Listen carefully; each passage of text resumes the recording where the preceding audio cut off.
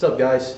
Self-made here. Just figured I'd give you a bending tutorial on how I bend up some of my frame tubes. Some people have asked me in PMs, so I just figured I'd go ahead and do another one. I did a picture one on the old board. Now I'll do an actual video one with the video camera. So let's see what we got here, and we'll go from there.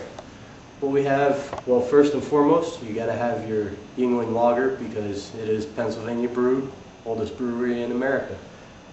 Good beer. I recommend you have gloves because the mill scale off of the DOM tubing will not make your wife happy when you get it on the door. You can ask my wife behind the camera. She does not like that. Next thing, we have a couple test bends here that I'm going to go over. I have a test bend from the material that I'm going to use. I then have a couple tape measures. I have my silver Sharpie. I have 2 V-blocks. And then I have 2 true angle plastic protractors. And that's where we're at with that. So, to get started, we're going to put the gloves on. And I wear them just because I'm awesome, and yes, I may be a pussy, but I'm alright with that. First thing I'm going to show you guys are some test bends that I keep on the shelf. These test bends are actually from the 200 rear CFL. That is the seat bend in. This is the drop seat bend, and these are actually the chain bends for the left side of the frame. So that will allow for the kick out for the chain. On the right hand side, this section here is actually straight all the way back to the axle. So I'll set that there. This is the lower bend for the CFL, and as you can tell, whenever I set it on the ground, it has everything that I need. It gives me the tilt in towards the neck right here. It gives me the down tube bend towards the lower rail. It gives me the kick out and the kick back in to clear the chain. And then it gives me the kick up to go to the axle. And you'll see I have different marks and everything like that on there. And I took this not to copy a CFL, but usually on any of my frames, I will actually do practice bend or template bends off of them. In case I like the bend on a certain section, I can go right to my shelf and use the templates to set up my new frame. So I'll set that aside. And with that being said, we have my paper and foam template. On my frames, I always like to either draw them out or print them out off of a computer model drawing and go from there. This is obviously a Dominator style frame from West Coast Choppers, and pretty much just I glued it down on some blue board, changed some dimensions so that it fits my XS650 over here.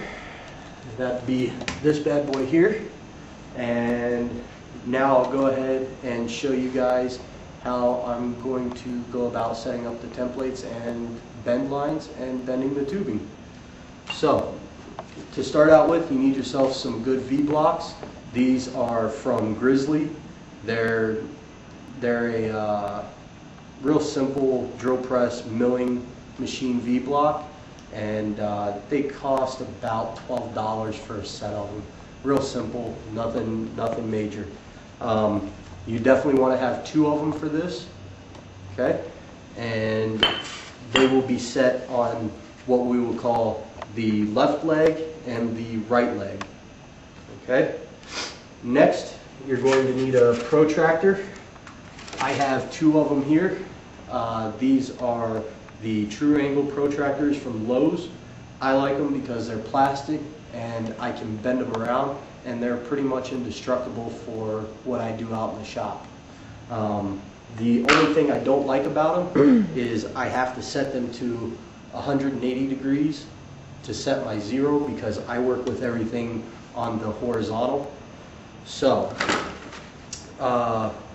next we have our material template bend, and I'll explain this real quick.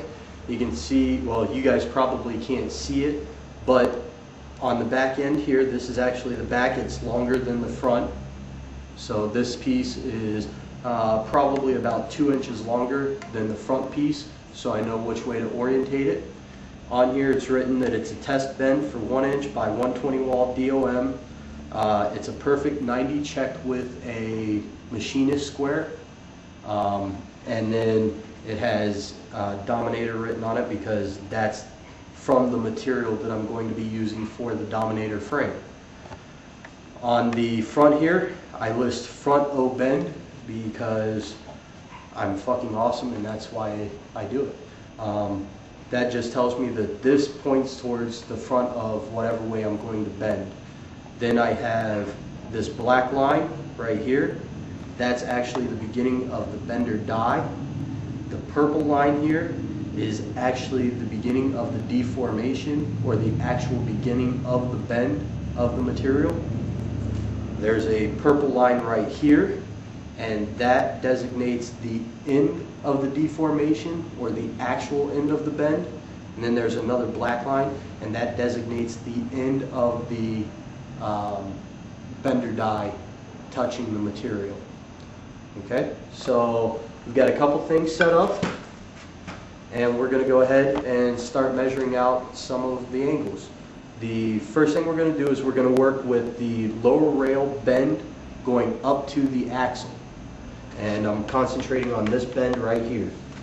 So, for my framework, I use my 22-inch true angle protractor. And the reason why I do that is I think that it gives you better readings the further out you go.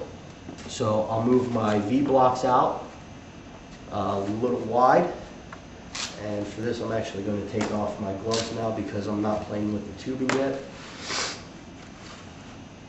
I'm going to set one angle, or one leg of the protractor on that V-block and one on this V-block. And I'm going to make sure